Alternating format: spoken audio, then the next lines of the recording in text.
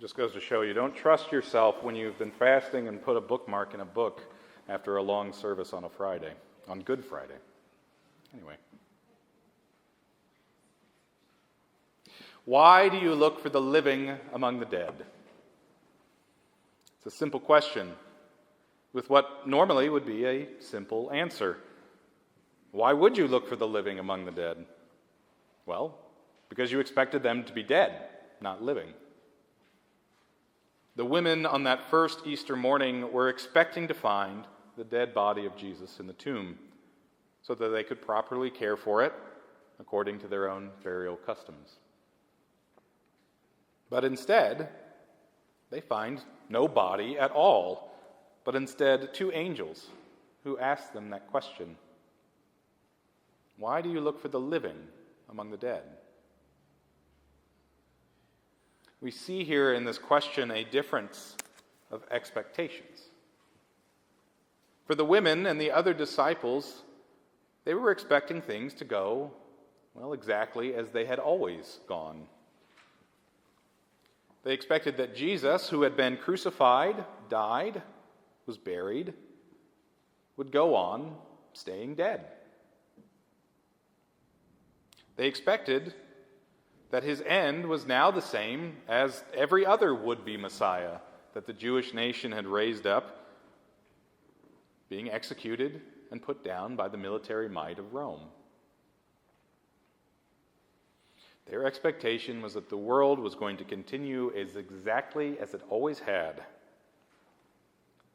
So they come to the tomb expecting to find what everyone else had always found: the dead among the dead.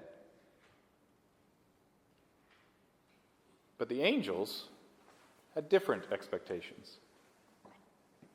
See, they didn't expect things to continue the way that they always had, because they are, after all, messengers of God.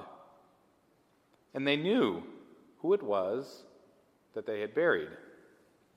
They knew who Jesus was, and they knew the kinds of things that God does. The God who renews all things, who takes away our sorrow and fills it with joy,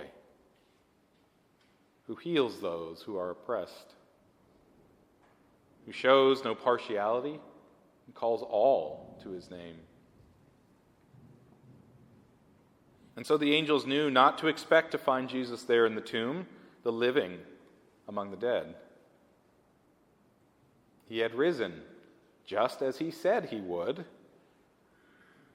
and just as we might expect, if we knew the kind of God that was at work amongst us.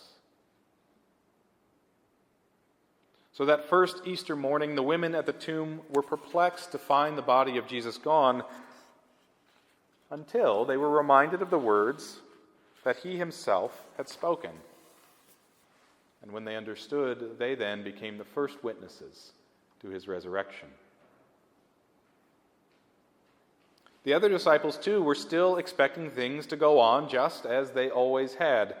They were hiding in an upper room, locked themselves away, because they were expecting the Romans to come knocking on the door any minute to do to them what they had done to their leader. And so when the women come to them and tell of the empty tomb and the message of the angels, they think it's nothing but an idle tale, or something women would say while they're doing the housework. An old wives' tale, we might say.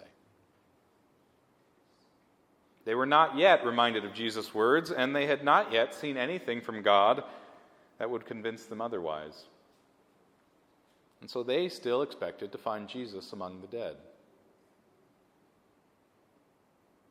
So it isn't until Peter goes to look for himself that he begins to change his expectations. And for the other disciples, it isn't until Jesus appears to them all in that very room where they are hiding, expecting the Romans to come and arrest them, that they finally begin to remember and then to expect that God does things in ways that are so often surprising to us. The resurrection of Jesus is God's masterstroke, the thing that no one would ever expect, unless, of course, you understood who God is and how it is that he works.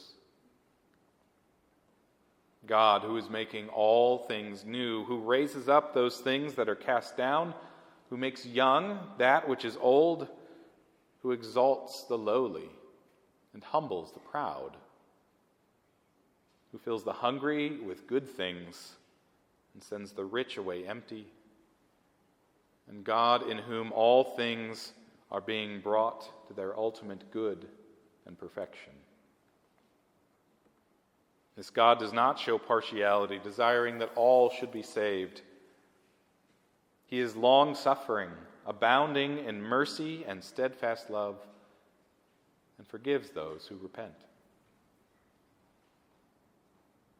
Too often, I think, we expect God to do things according to the way of the world and our own wisdom. We want God to be the power so that we can accomplish our own goals, to establish and maintain our own kingdoms, to be there when we want him, and then to go away when we don't. We expect him, sometimes, to be our servant and not our master. We expect him to punish without mercy, to coerce into obedience, to love only those who love him. Too often, I think, we expect God to simply be a bigger, stronger version of ourselves, who is hopefully having a good day when we finally get around to asking him for something.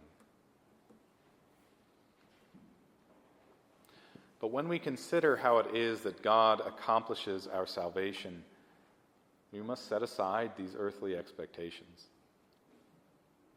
Who on this earth would have expected the God of the universe to come down, to take our fleshly nature upon himself, to live as one of us, to teach as one of us, to endure the suffering and shame of the passion and crucifixion, and then to be raised back to life on the third day?